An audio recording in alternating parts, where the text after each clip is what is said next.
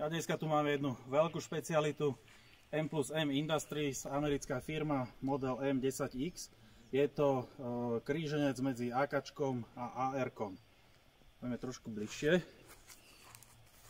Čiže základ je piestový systém ako v AKčku.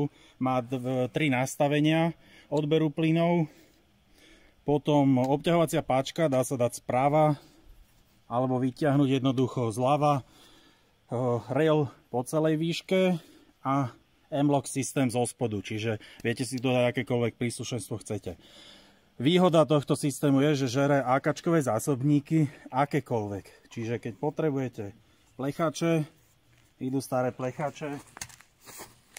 Keď máte takýto bravúrny 60-ranový polymer, tak za chvíľu budeme skúšať ten, ide aj ten.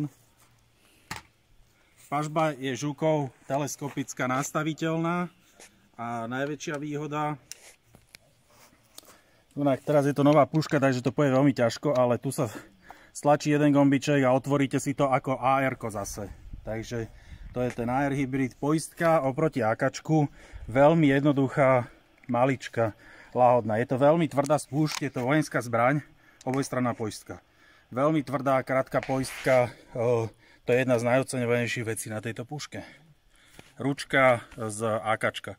Čiže môžete si meniť AKčkové ručky, aké chcete. Poďme to skúsiť. Takže toto je starý zásobník zo zástavy M70, čo som našiel v sklade. Štandardne k puške je 10-ranový zásobník, takže tým sa nebudeme obťažovať.